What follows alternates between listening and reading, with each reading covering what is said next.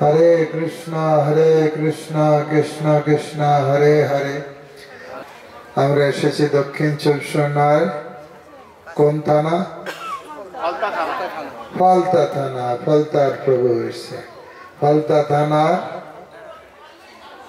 কাশীনগর গ্রাম, কাশীরামপুর। কৃষ্ণ। তা কাশীরামপুরে আমরা এসেছি। খুব সুন্দর চারিদিকে গাছপালা, প্রাকৃতিক পরিবেশ। বৃন্দাবন বৃন্দাবন সুরসেন প্রভু একদম বৃন্দাবন ভাবে বিভোর হয়ে গেছে। চারিদিকে শুধু গাছপালা, তার মাঝে মাঝে ছোট ছোট ভজন কুঠির। এখানে অনেক হিন্দু বড় গ্রাম, সেখানে আমরা এসেছি। গাড়ি চলতে চলতে মনে হচ্ছিল সরু রাস্তায় আর হয়তো এগোবে না, হয়তো আটকে যাবে। মোটামুটি তাও সরু রাস্তা দিয়ে অনেক ড্রাইভারকে অনেক কষ্ট করে করে আসতে হলো। তারপর আবার সেখান থেকে আর পৌঁছালো না, সেখান থেকে আবার টোটো করে আমরা এসেছি। তো এখানে কোনো গাড়ির আওয়াজ নেই, কোনো পলিউশন নেই, কোনো বাজে ব্যবস্থা নেই, খুব আধুনিকতার ছায়া নেই। প্রাকৃতিক পরিবেশ অনেক সুন্দর। তো দেখুন, ঘন্টা যায়, দিন যায়, সপ্তাহ যায়, বছর যায়, কিন্তু একটা জিনিস যায় না। শঙ্করাচার্য বলছেন আমাদের আশা পাশ যাচ্ছে না। 2000 সাল, 2001 সাল, 2 সাল এরকম করে করে 2024 সালও চলে যাচ্ছে, কিন্তু আমাদের জীবনের আশা আকাঙ্ক্ষা কামনা বাসনা কি যাচ্ছে? এরকম করে করে একদিন 2024 সাল যেমন চলে যাচ্ছে, একদিন আমাদের জীবনটাও চলে যাবে। একদিন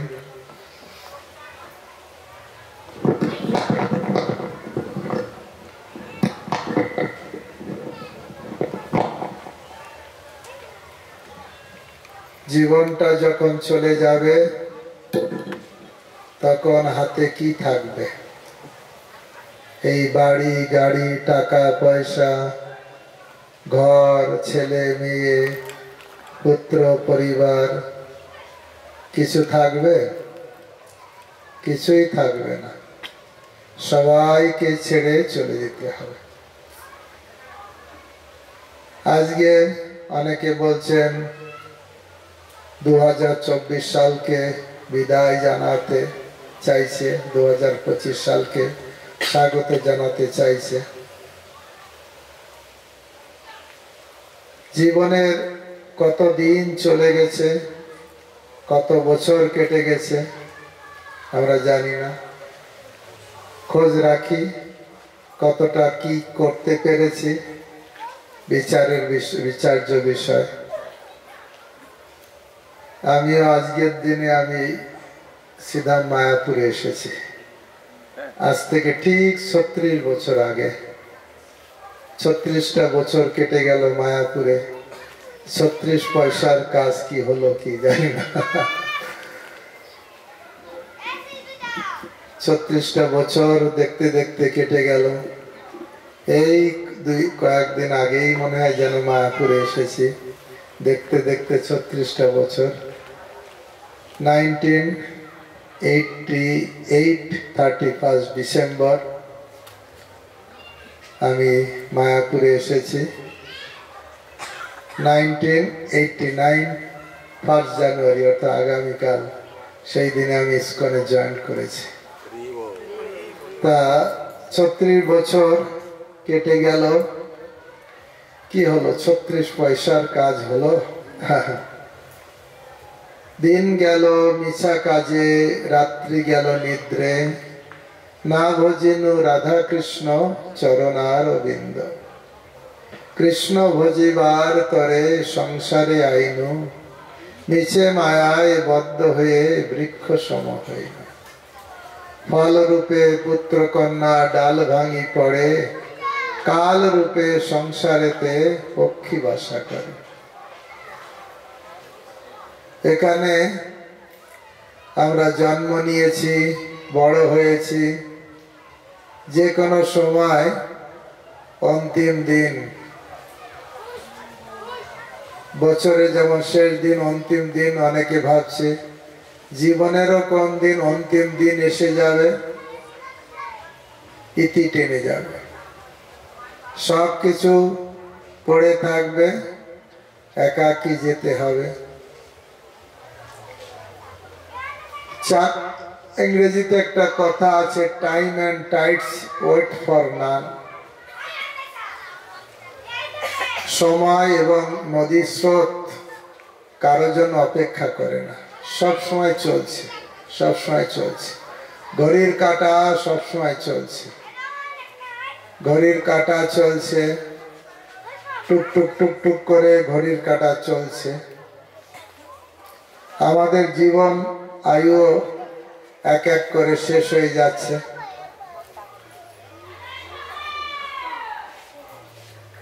আমরা জানি না কিভাবে আমাদের জীবনের লক্ষ্যে আমরা পৌঁছাতে পারব।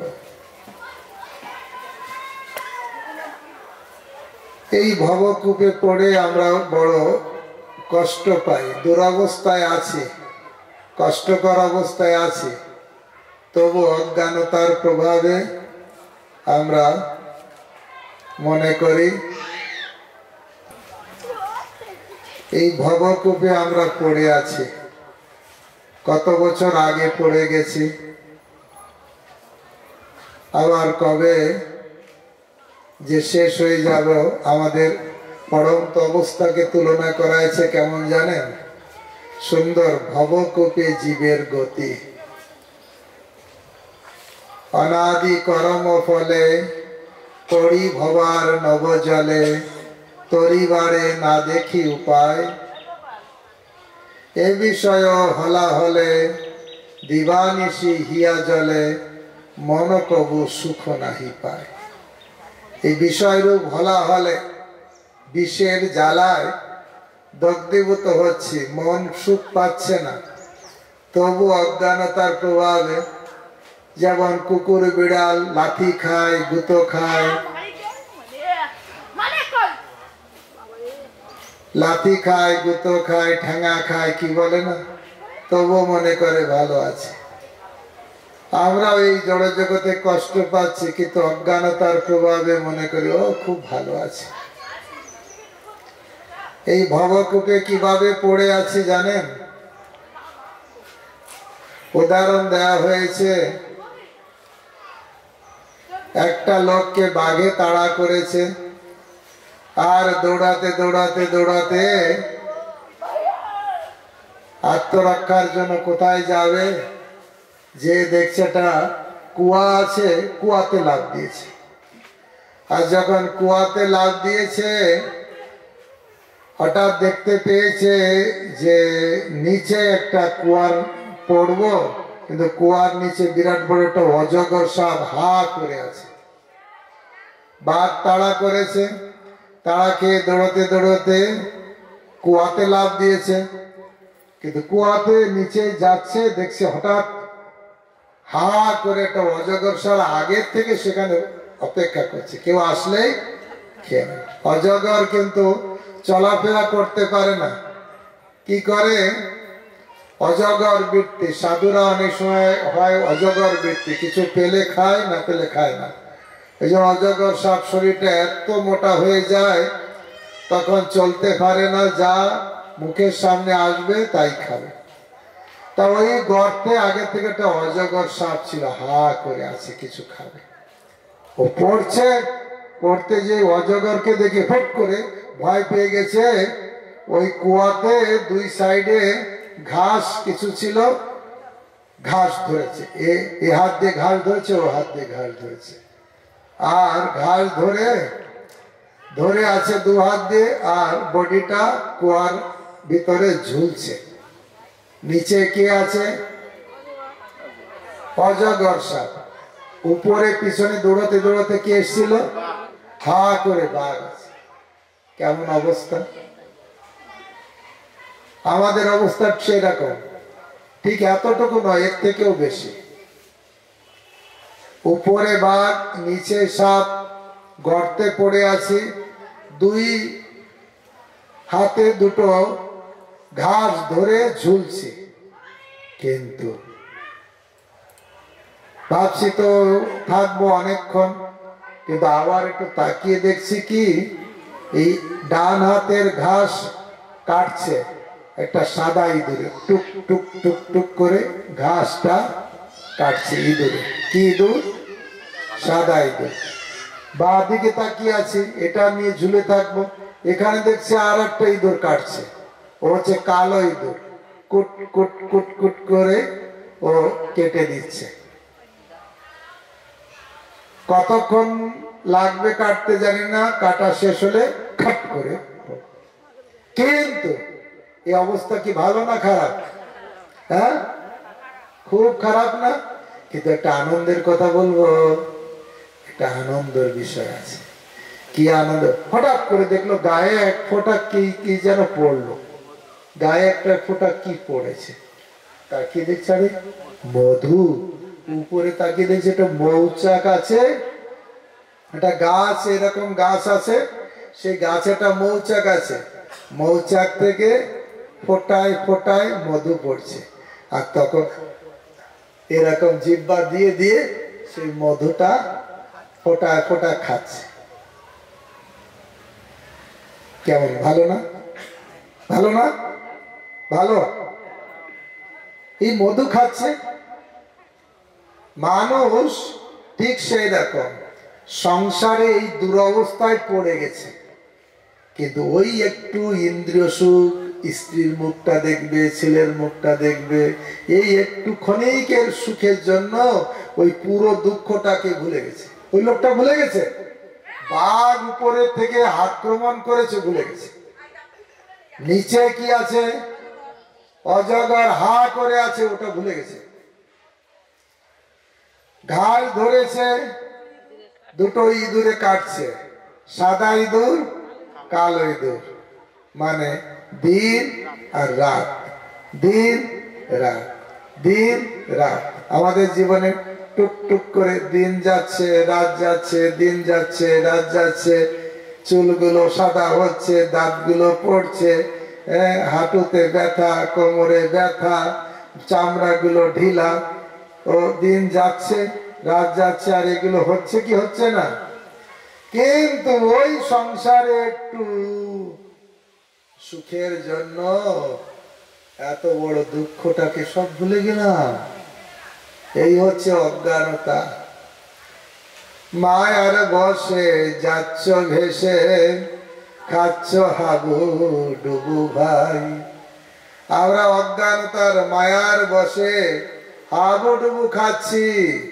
দিন যাচ্ছে, রাত যাচ্ছে, বছর যাচ্ছে, মাস যাচ্ছে, হই হুল্লাল করছি, পটকা ফুটাবো, আনন্দ করব, মদ খাবো, নাইট ক্লাবে যাব, আজকের দিনটা একদম পার্ক সার্কাস একদম মাতিয়ে তুলবো।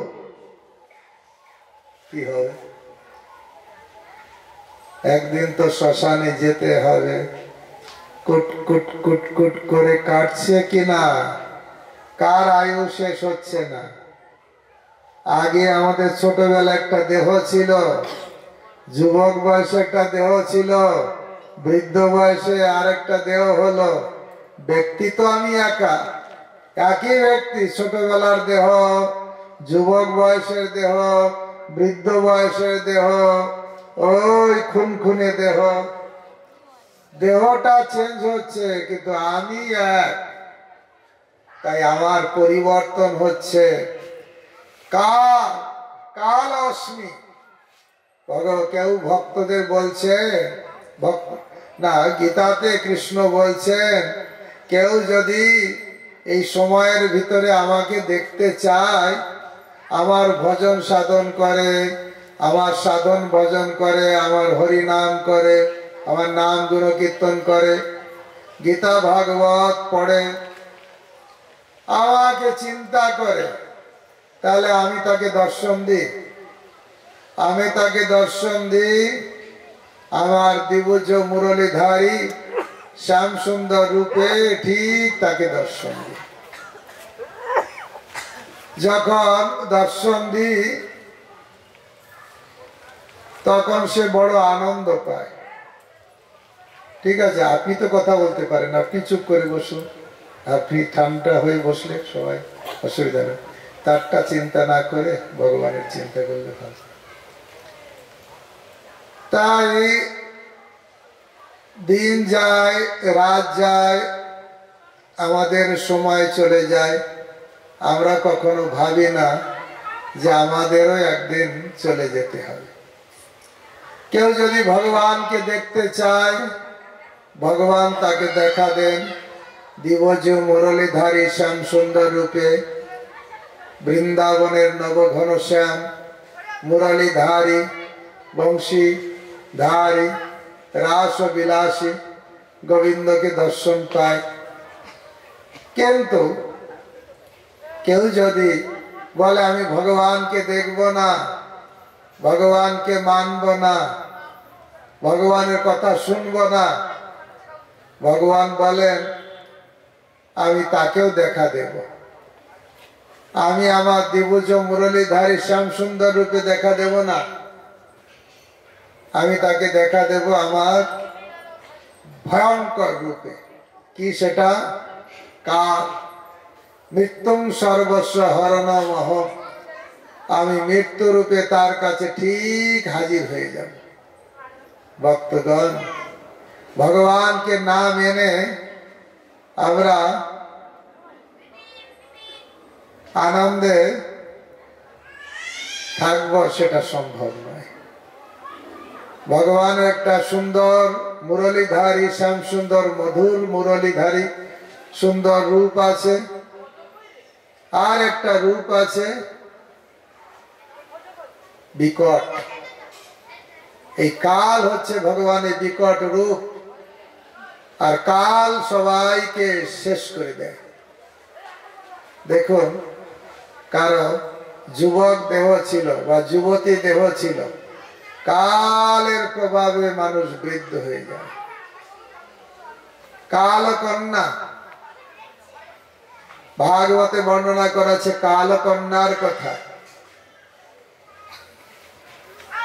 পুরঞ্জন এই কালকন্যাকে অ্যাকসেপ্ট করেছিল।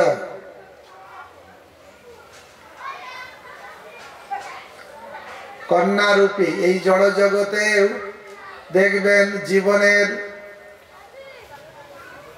কি বলে গতি, জীবনের যে উদ্দেশ্য ব্যাহত হয় কেউ যখন এই কাল কন্যাকে গ্রহণ করে, মনে করে এই জড় জগতে এসে এ আমার ভোগ্য বস্তু, এ আমার, একে ভোগ করব, এইরকম ভাবে পুরুষ নারীকে গ্রহণ করে, নারী পুরুষকে ভোগ্য বস্তু বলে গ্রহণ করে। যখনই এই ভোগের জীবনে প্রবেশ করলো তখনই তার অর্থাৎ কাল কন্যাকে গ্রহণ করার মতো কাল কন্যাকে গ্রহণ করলো, আর কাল তাকে ঠিক বুড়ো বানিয়ে ছাড়লো। খুব তাড়াতাড়ি শ্মশানে নিয়ে যাওয়ার ব্যবস্থা করে। এই জড় জগতে যখনই আমরা কৃষ্ণ সেবার দিকে মন না দিয়ে শুধু ইন্দ্রিয় ভোগ, খাবো দাবো ঘুমাবো, পুরুষ স্ত্রী সঙ্গ করব, এই রকম ভোগের পথে যারা ধাবিত হয়, কাল তাকে তাড়াতাড়ি এসে শ্মশানের দিকে নিয়ে যায়। ভাগবতে বর্ণনা করা আছে এই কাল কন্যা নারদ মুনির কাছে এসেছিলেন, কিন্তু নারদ মুনি কাল কন্যাকে গ্রহণ করেননি। আর সেই জন্য তিনি এত বড় ভক্ত, তিনি এখন সব জায়গায় তিনি ভগবানের নাম করে বেড়াচ্ছেন, মহান মহান ভক্তদের গুরুদেব কতকাল তিনি বেঁচে আছেন, এখনো নারদ মুনি বাজায় বিনা রাধিকা রমন নামে, নাম অবনী উদিত হয় ভকত গীত সামে। নারদ মুনি ভগবানের নাম করে বেড়াচ্ছে, ভগবানের গুণগান করে বেড়াচ্ছে, স্বর্গ মর্ত পাতাল বৈকুণ্ঠ লোক গোলক ধামে অবাধ গতি নারদ মুনি, কারণ উনি কাল কন্যাকে অ্যাকসেপ্ট করেন। তো এই জড় জগতে বলছেন সূর্য তাদের আয়ু হরণ করে, সূর্য উদয় হচ্ছে, সূর্য অস্ত যাচ্ছে, এক এক করে সবার আয়ু, কারো যদি 50 বছর আয়ু হয়, একদিন গেল, মাইনাস হলো না প্লাস হলো, একদিন গেল, এক রাত গেল, একদিন গেল, এক রাত গেল, এক এক করে সব কি হয়, মাইনাস হয়ে যায়, শেষ হতে হতে ধুম করে শেষ। কিন্তু শাস্ত্রে বলছে যারা ভগবানের ভজন করে, ভগবানের কথা শোনে, তাদের আয়ু হরণ হয় না। যেটুকু সময় গোবিন্দের ভজনা করলাম, যেটুকু সময় গোবিন্দের নাম করলাম, গোবিন্দের কথা শ্রবণ করলাম, সেই সময়টুকু কাল তার সময়টাকে হরণ করে না। ভক্তগণ, এই জন্য এই দুর্লভ জীবন আমরা পেয়েছি গোবিন্দের ভজন করার জন্য। এই যে কত বন জঙ্গল আছে, তার ভিতরে কত পশু পাখি ঘুরে বেড়াচ্ছে, তারা কখনো হরি ভজন করে? তারা কখনো এই প্যান্ডেল হয়েছে, প্যান্ডেলে এসছে হরি কথা শুনবে বলে? কারা এসেছে? মানুষ নামক উন্নত জীব। তাই এই মনুষ্য জীবন হচ্ছে ভগবত ভজনের জীবন। এই মনুষ্য জীবন আমরা চেষ্টা করলে ভগবত ভজন করে এই কালের প্রভাব থেকে মুক্ত হয়ে আমরা নিত্য ভগবত ধামে যেতে পারি। এই জগতে পাস্ট, প্রেজেন্ট, ফিউচার আছে, অতীতকাল, বর্তমান, ভবিষ্যৎ কাল আছে, কিন্তু চিন্ময় জগতে একটাই কাল, অলওয়েজ প্রেজেন্ট, সব সময় বর্তমান। সেখানে আপনাকে বছর চলে গেল বলতে হয় না, হায় হায় সারা বছরটা চলে গেল, আহা এই অর্থ বছর সামনে আসবে, এই আহা 5 বছর পরে পার্লামেন্ট চেঞ্জ হবে, রাজা চেঞ্জ হবে। চিন্ময় জগতে গোলক ধামে নিত্য, সেখানে কোনো টাইমের ব্যাপার নেই, কোনো সব সময় বর্তমান। কত বনে ছোটাছুটি, বনে খাই লুটাপুটি, সেই দিন কবে হবে মর? সেই দিন কবে হবে? যেদিন গোবিন্দের ভজন করা যাবে, আর সেই দিন জীবনের সার্থকতা হবে। এমন দুর্লভ মানব দেহ, পাইয়া কি কর ভাবনা কেহ, এবে না ভজিলে যশোদা সুত, চরমে পড়িবে লাজে। গোবিন্দের ভজন না করলে বলো আফসোস করতে হবে, অনুশোচনা করতে হবে। সুযোগ ছিল, অনেকে যারা ভালো লেখাপড়া করে না তারা পরে অনুশোচনা করে, এই লাঙ্গল চাষ করতে হয়, এই মুটেগিরি করতে হয়, কারণ লেখাপড়া করলো না।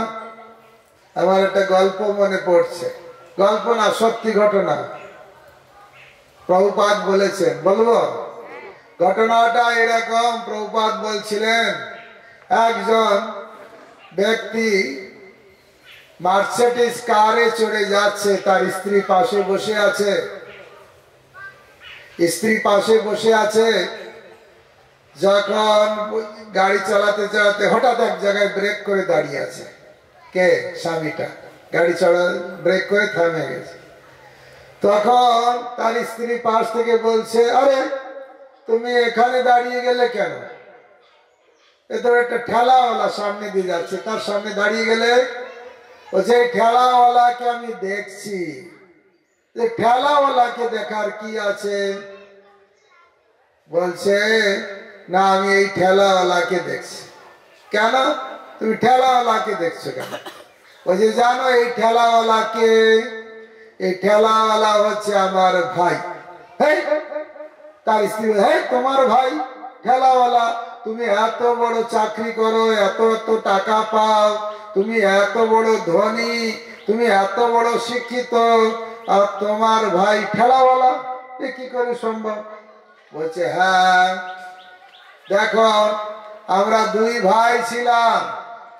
আমি সব সময় বাবার কথা শুনতাম, ছোটবেলা থেকে বাবার কথা শুনতাম। বাবা যা বলতো, স্কুলে যেতে বলতো, পড়াশোনা করতে বলতো, ভদ্রভাবে চলাফেরা করতে বলতো, আমি তাই করতাম।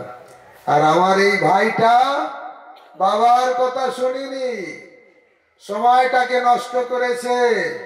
ওই 2 নাম্বার 3 নাম্বার ছেলেদের সঙ্গে ঘুরে ফিরে মদ খেয়ে এটা ওটা করে, স্কুল কলেজে তো যায়নি, পড়াশোনা তো করেনি।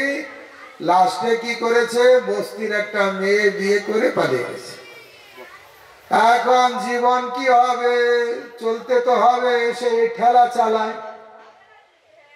এই উদাহরণ দিয়েছিল প্রভুপাদ। বলতেন আমরা যদি ভগবানের কথা, আসল পিতার কথা শুনি, তাহলে আমরা খুব আনন্দে থাকব।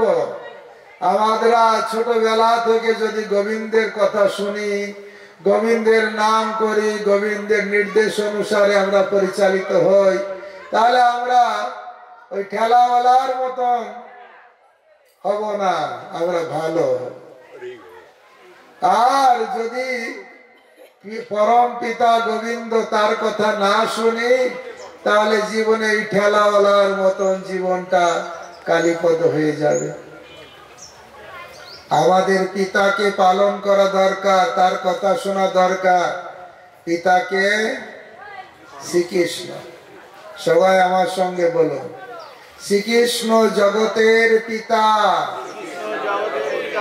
যে না ভজে বাপ, পিতৃদ্রোহী পাতকীর,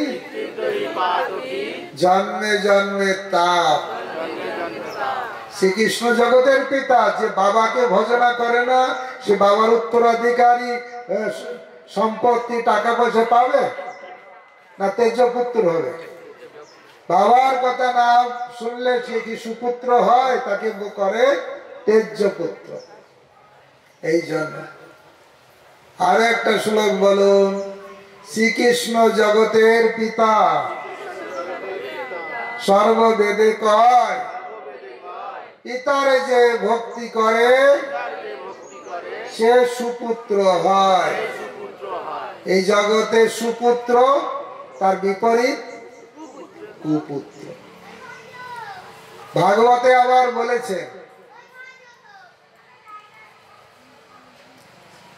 বজ্র পদার্থ নির্গত হয় শরীর থেকে, মল নির্গত হয়, আবার সন্তানও শরীর থেকে নির্গত হয়। আবার কোথাও বলা হয়েছে মূত্র আর পুত্র একই জায়গা থেকে নির্গত হয়। তাই কোন পুত্র যদি পিতার গোবিন্দের ভজন করে, সে তাকে বলা হয় পুত্র। যে পুত্র গোবিন্দের ভজনা করে না, গোবিন্দের কথা শোনে না, সে পুত্র নয়, মূত্র তুল্য। আমি বলছি না, ভাগবতমে আমরা কয়েকদিন আগে পড়ছিলাম।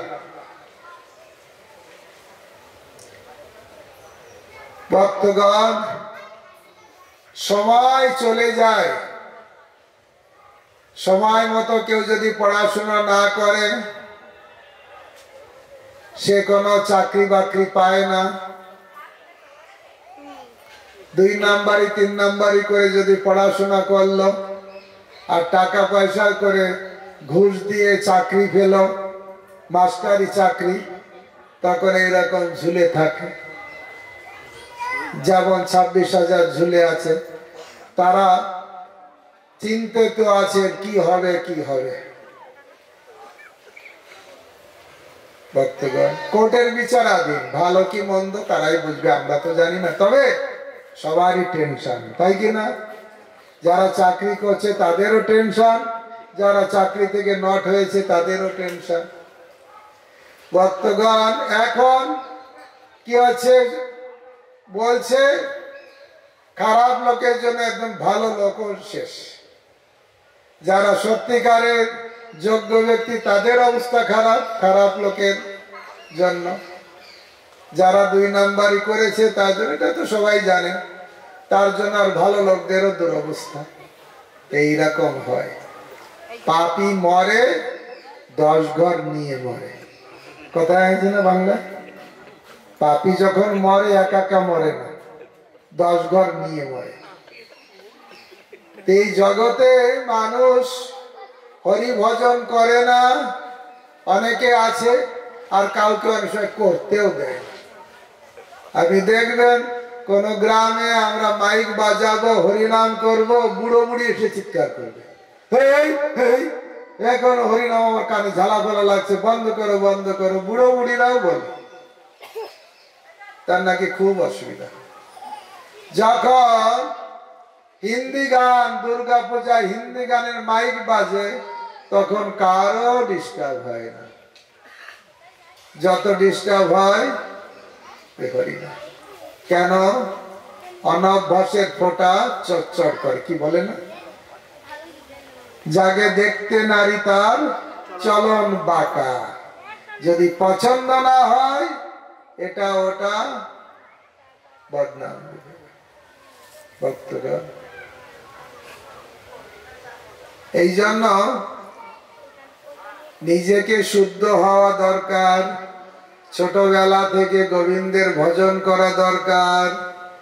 আর আমি শুদ্ধ যদি হই, আর আমিও 5 জনকে শুদ্ধ করতে পারবো। মহাপ্রভুর শিক্ষা, মহাপ্রভুর শিক্ষা, ভারত ভূমিতে হইল মনুষ্য জন্ম যার, জন্ম সার্থক করি কর পর উপকার। এই ভারতবর্ষে যা জন্ম হয়েছে, তারা যদি ভগবত ভজন করে তাহলে তার জীবন সার্থক হবে। আর এই ভগবত ভজনের কথা যদি সারা পৃথিবী জুড়ে প্রচার করে, তাহলে জগতের কল্যাণ হবে।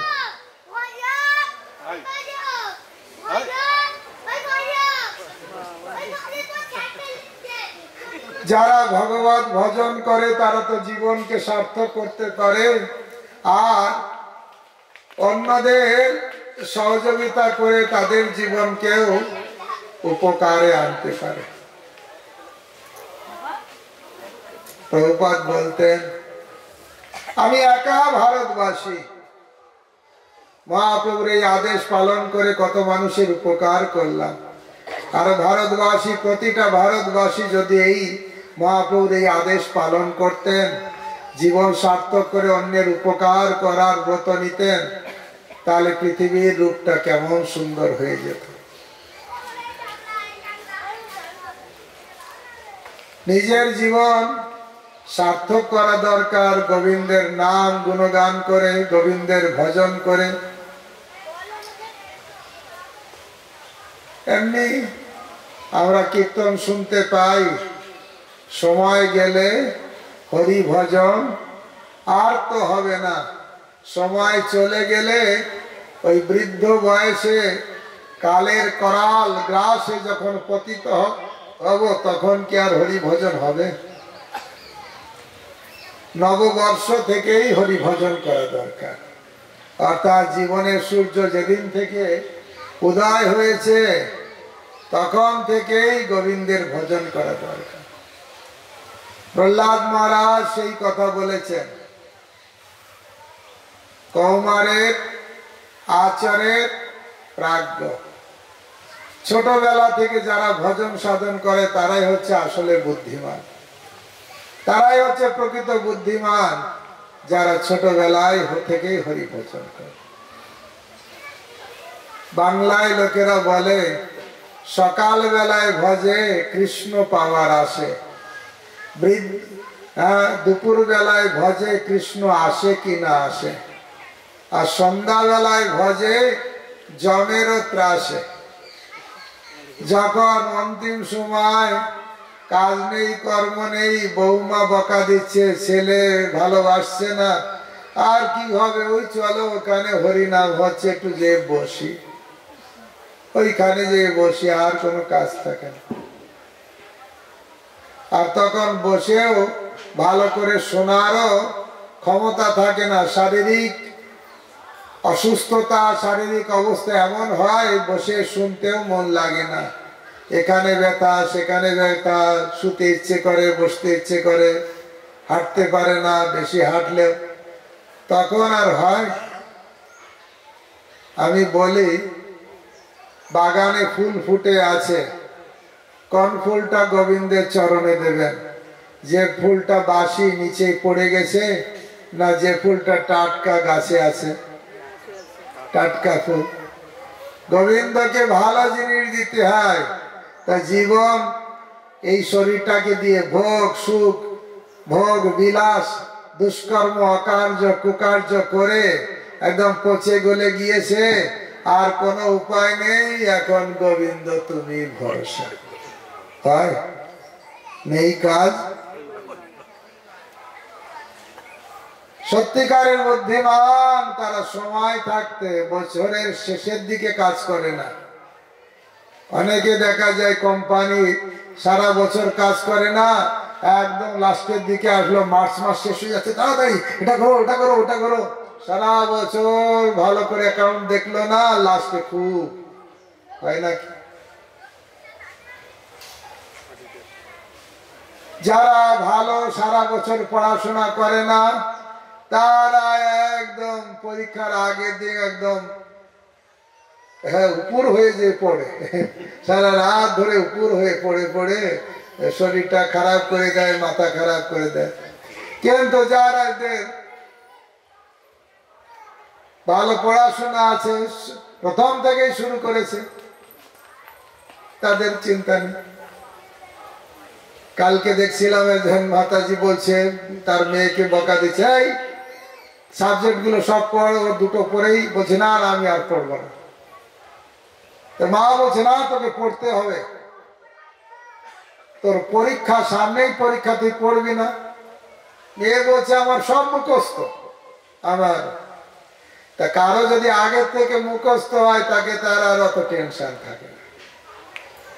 ভক্তগণ, কেউ যদি সময় থাকতে গোবিন্দের নাম করে, তাদের আর টেনশন থাকে না।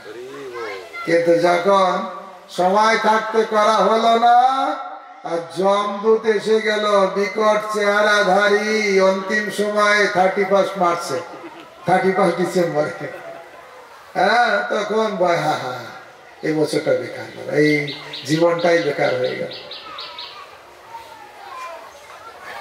বছরের শেষ, জীবনেরও তো শেষ আছে, আছে কি না? দেখুন, সব কিছু শুরু আছে আবার শেষ আছে। এটা বিচার্য, আমাদের উপলব্ধি করতে হবে। আমাদেরও একদিন 31 ডিসেম্বর এসে যাবে, জীবনের 31 ডিসেম্বর, বছরটা ইতি বলবে, এক্সপায়ার বলবে কিনা। এক সময় ডাক্তার সার্টিফাইড কপি দেবে, সার্টিফিকেট দিয়ে দেবে, ডেথ সার্টিফিকেট, নো মোর, ইয়ার বেঁচে নেই, বলবে কিনা।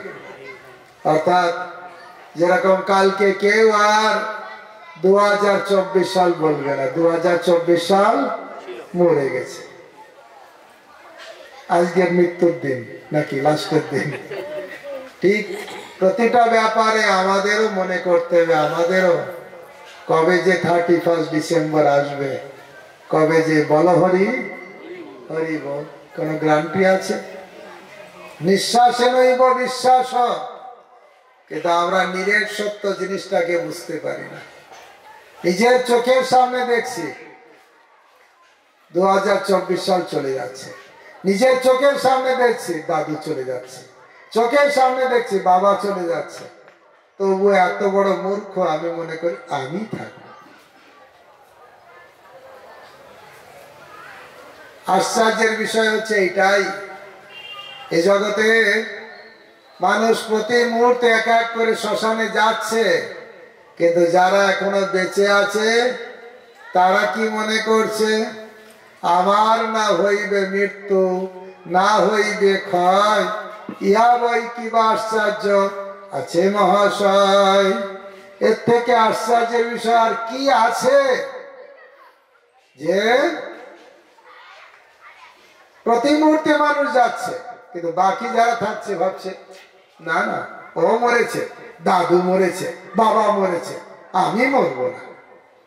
আশ্চর্যের বিষয় না? সব থেকে আশ্চর্য।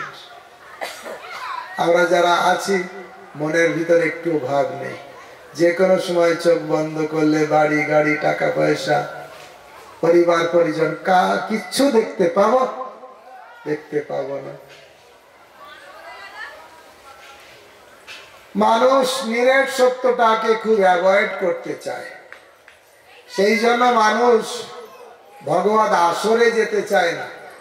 এই আসরে গেলে মনটা নরম হয়ে যাবে, গীতার কথা শুনলে মনটা নরম হয়ে যাবে। অর্জুনকে এত সুন্দর সুন্দর উপদেশ দিচ্ছে না, জাতস্য হি ধ্রুবম ধ্রুবম জন্ম মৃতস্য চ, যার জন্ম হয়েছে তার মৃত্যু অবশ্যম্ভাবী। এত সুন্দর সুন্দর উপদেশ, এগুলো শুনলে তো মন নরম হবে। তখন আর চোখ গরম করার জন্য মদের আড্ডায় যেতে পারবেন না, নাইট ক্লাবে যেতে পারবেন না, যদি মন দুর্বল হয়ে যায়। সেই জন্য বলে এই ওখানে যাবি না, ওখানে যাওয়াটা ঠিক নয়। ভক্তগণ, আপনি ভগবত কথার আসরে না আসুন, তাই বলে বাইপাস কেটে পালিয়ে যান। যমদূত যেদিন আপনাকে ধরতে আসবে সেদিন বলবে আজকে যাব না যমদূতের সঙ্গে, আজকে আমার একটা পার্টি আছে, এটা মদের আড্ডা আছে, আজকে যাব না, কালকে যাব। টাইম দেবে? আরে আপনি বিড়ি খাচ্ছেন, হাফ বিড়ি খেয়েছেন, যমদূত এসে গেছে, বলবেন একটু অপেক্ষা করো, বিড়িটা খাওয়াটা শেষ করি। সময় দেবে না। যদি দেখে গেছেন যমদূত এসছে, সারা গায়ে বিষ্ঠা দেখে নিলেন, ভাবলেন বিষ্ঠা দেখলে কেউ আসে কাছে? এই জগতে কেউ মন্ত্রী মিনিস্টার কেউ আসতে চায় না যদি গায়ে বিষ্ঠা মাখা, নোংরা দুর্গন্ধ। কিন্তু বিষ্ঠা সারা গায়ে বিষ্ঠা মাখলেও যমদূত আপনাকে ছেড়ে কথা বলবে না। পলাইতে পথ নাই, জম আছে পিছে। তাই ভক্তগণ, চলুন গোবিন্দের পিছে পিছে। যদি গোবিন্দের পিছে না যাবেন, আপনার পিছনে অন্য কিছু লেগে যাবে, যমদূত লেগে যাবে। কিন্তু আপনি যদি গোবিন্দের পিছনে যান, বৈষ্ণবের পিছনে যান, তাহলে আপনাকে যমদূত আপনাকে ধারে কাছে আসবে না। ভক্তগণ, মনুষ্য জীবন সুলভ নয়, দুর্লভ নয়, সুদুর্লভ হচ্ছে এই মনুষ্য দেব। অনেক ভাগ্যের ফলে আমরা এই মনুষ্য জীবন পাই। কুকুর বিড়ালের জীবন তো সহজেই পাওয়া যায়, মাত্র 4 লক্ষ মনুষ্য জীবন, তার ভিতরে অধিকাংশ হচ্ছে পুলিন্দ, খর, বর্বর, সবর। সভ্য মানুষ খুব কম। বিড়ি খেতে নেই, হিন্দুত্ব তোমরা যেখানে হরি কথা হয় খেতে নেই না, একটু একটু জানো না। হরে কৃষ্ণ কৃষ্ণ কৃষ্ণ হরে হরে, হরে রাম রাম রাম হরে। জানে না বলছে, এই হচ্ছে দুর্ভাগ্য। কোথায় খেতে হয় তাও জানে। হরে কৃষ্ণ কৃষ্ণ কৃষ্ণ হরে হরে, হরে রাম রাম রাম হরে হরে। মনুষ্য জীবন পেয়েছে কৃষ্ণের ভজন করার জন্য, গোবিন্দের নাম গুণগান করার জন্য। সুযোগ হেলায় হারালে আর পাওয়া যাবে না। সুযোগ কিন্তু বারবার আসে না। এই যে সুযোগ, ভগবত ভজনের সুযোগ, কুকুর বিড়ালের জীবনের যে সুযোগ ইন্দ্র ভোগের, সেই সুযোগ আসে। আপনি মানুষ থেকে কুকুর হয়ে যান, ইন্দ্র ভোগের সুযোগ আছে। শিয়াল কুকুর হয়ে যান, তাও সুযোগ আছে। কিন্তু হরি ভজন করার সুযোগ শুধু এই মনুষ্য জীবনে পাওয়া যায়। এই জন্য এই সুযোগ বারবার আসে না।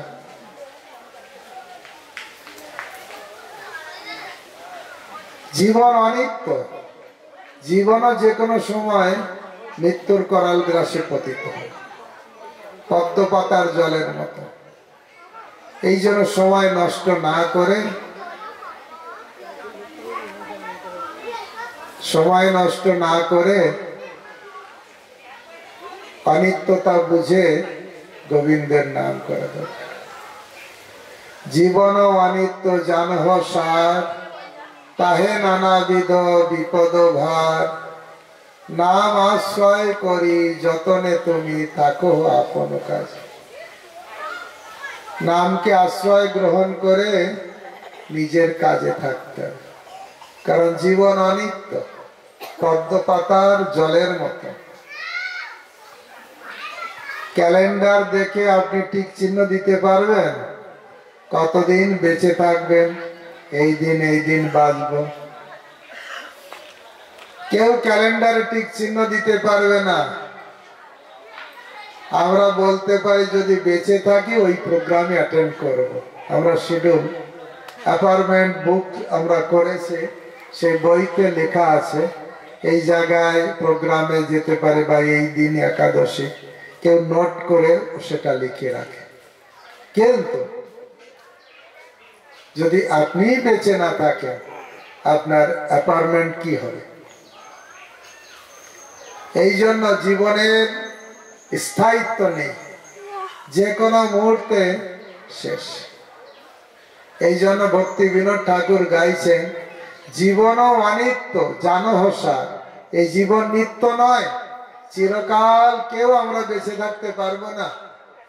জীবনও অনিত্য জানহ সার, তাহে নানাবিধ বিপদ ভার, নাম আশ্রয় করি যতনে তুমি থাকো আপন কাজে। আমাদের কর্তব্য নামকে আশ্রয় গ্রহণ করে যে যা কাজে আমরা করি সেই কাজে আমরা যুক্ত থাকতে পারি।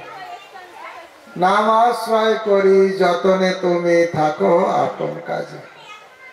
আমরা যে যে কাজ করছি, সংসার, পরিবার পরিজন দেখাশোনা, যে যে কাজে যুক্ত হোক না কেন সেই কাজ করে যেতে হবে, কিন্তু গোবিন্দকে স্মরণ করে। অর্জুনকে কৃষ্ণ বললেন না তুমি যুদ্ধ ছেড়ে দাও, বললেন যুদ্ধ কর, কিন্তু কিভাবে করতে হবে আমার কাছ থেকে জেনে নাও। কিভাবে করতে হবে?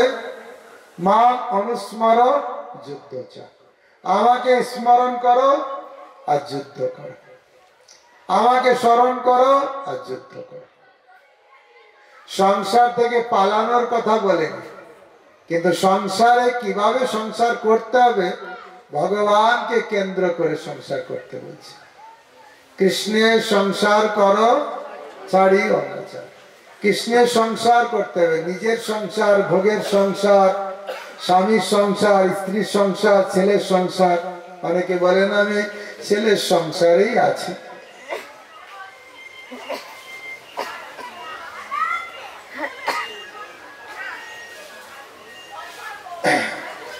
ছেলের সংসার নয়, পরিবারের সংসার নয়, সংসার হচ্ছে কৃষ্ণের। কৃষ্ণ কেন্দ্রিক যদি জীবন যাপন হয় তাহলে আনন্দ আছে। কৃষ্ণ হচ্ছেন সচ্চিৎ আনন্দময়। সৎ মানে নিত্য, চিৎ মানে জ্ঞানময়, আনন্দ মানে আনন্দময়। যখন কৃষ্ণকে ঘরের মালিক করবেন সেই ঘরে আনন্দ থাকবে।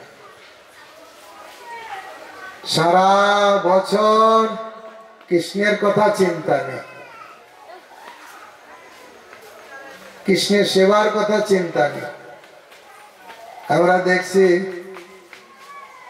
সব গোপাল নিয়ে যাচ্ছে বড় কাছারিতে।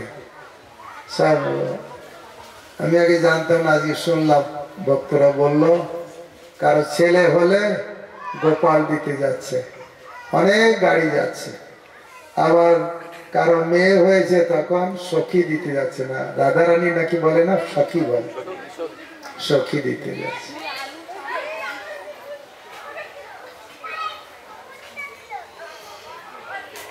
কি বলে না, একটা চাষা গেল ঘর, লাঙল তুলে ধর, বামন গেল ঘর, লাঙল তুলে ধর। দেনা পাওয়া শেষ, তুমি আমাকে ছেলে দিয়েছো, আমি কৃষ্ণকে তোমার ওখানে বসিয়ে দিয়ে এলাম। সে কৃষ্ণ সেবা কে করছে, 2 দিন পরে কি হবে সেই বিগ্রহ, আমি নিশ্চয়ই সেখানে অনেক এরকম বসিয়ে দিয়ে আসছে, না খাওয়া না নিয়ম হচ্ছে। হরে কৃষ্ণ, কি হলো, হরে কৃষ্ণ, হরে কৃষ্ণ। সাউন্ড কমে গেল না, ঠিক আছে। হরে কৃষ্ণ। বামন গেল ঘর, লাঙল তুলে ধর, কাজ শেষ, শেষ। ছেলে হয়ে গেছে আর তোমার ওই একটা গোপাল দিয়ে আসলাম, এতে শেষ না। গোপালকে সারা জীবনের জন্য সেবা করার সংকল্প নিতে হবে। এরকম যদি হতো ভালো হতো না?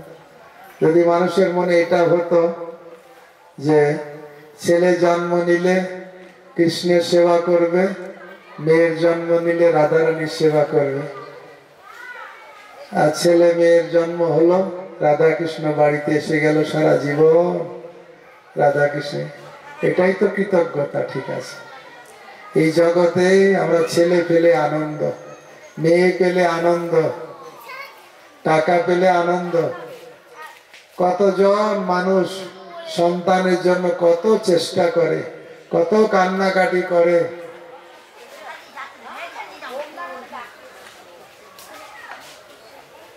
পাওয়ার পরে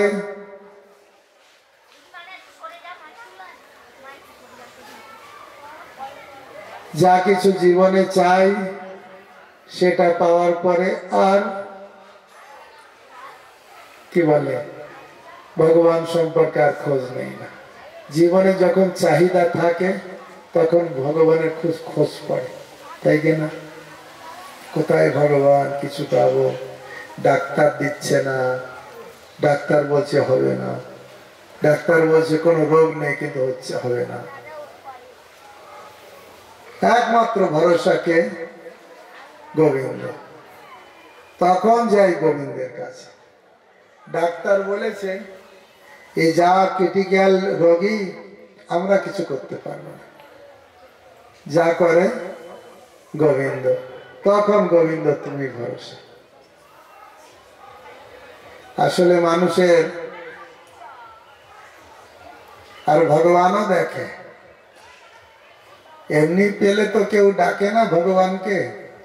যখন অবস্থা কি বলে, মাথায় আদলা ইট পড়ে, তখন ঠিক ভগবান ভগবান বলে।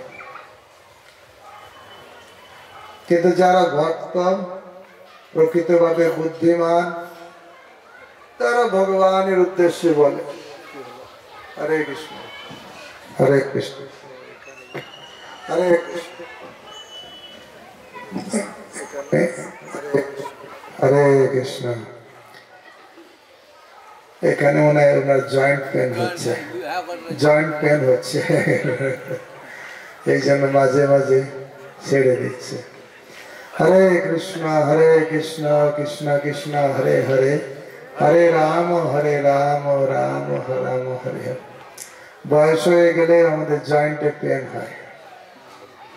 সবকিছুর একটা কালের প্রভাবে সব চলে যায়। এই জন্য কাল হচ্ছে কে?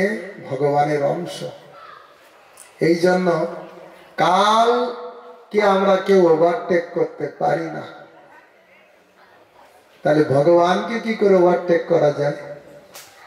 আরে কাল হচ্ছে ভগবানের একটা অংশ, তাই আমরা না মেনে থাকতে পারি না।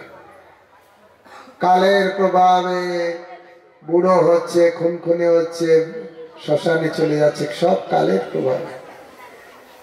কেউ যদি বলে আমি ভগবানকে মানি না, বলে, কিন্তু বলতে পারে আমি কালকে মানি না, এই যে পরিবর্তন হচ্ছে এটা মানি না। তো চোখের সামনেই দেখছে, ছোট ছিল বড় হলো। তাই ভক্তগণ, কাল সবকিছু শেষ করে দিতে পারে। কাল ভগবানের অংশ, ভগবানের ইচ্ছাতেই সব হয়। তুমি সর্বেশ্বরেশ্বর ব্রজেন্দ্র কুমার, তোমার ইচ্ছায় বিশ্বে সৃজন সংহার। সৃষ্টি স্থিতি প্রলয় সাধন শক্তি রেখা ছায় মজস্ব ভুবনানি বিবর্তি দুর্গা। এই দুর্গা দেবী সৃষ্টি স্থিতি প্রলয় সাধন করেন। তার অধিষ্ঠাত্রী দেবী হচ্ছে দুর্গা।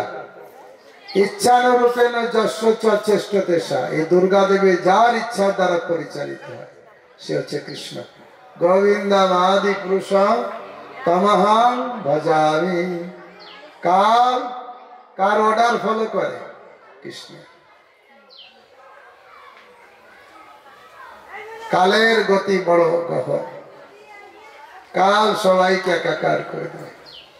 এই একবার বলেছিলাম, শ্মশানে দেখলাম গরিব ঘরের লোক শুয়ে আছে, ডেড বডি। আবার তার পাশেই ধনী ঘর থেকে এনে তার বাবা মারা গেছে, তাকে শুয়ে দিয়েছে। যখন বেঁচে ছিল এই ধনী ঘরের এই মারোয়ারি লোকের কাছে এই গরিব লোক যাওয়ারই সুযোগ পায়নি, কিন্তু এখন মরে গেছে, পাশাপাশি দুইজন শুয়ে যেন গল্প করছে। কাল কিভাবে মানুষকে একাকার করে দেয়। ভক্তগণ, এই কালকে উপলব্ধি করা দরকার। আর সেই কাল তাদের উপর ক্রিয়াশীল নয়, সবার উপরে ক্রিয়াশীল। শুধু যারা ভগবানের কথা শোনে, কৃষ্ণ কথা শোনে, ভাগবত কথা শোনে, তাদের উপরে কাল ক্রিয়াশীল নয়। তাই আমরা যদি এই কালের প্রভাব থেকে মুক্ত হতে চাই, মামেব যে প্রপদ্যন্তে, আমার চরণে প্রপত্তি করলে সেই কালের দশা থেকে মুক্ত হতে পারবে, দুরবস্থা থেকে, কালের গতি থেকে মুক্ত হয়ে একদম চিন্ময় জগতে ভগবত ধামে চলে যেতে পারবে। হরে কৃষ্ণ কৃষ্ণ কৃষ্ণ হরে হরে, হরে রাম রাম রাম হরে হরে।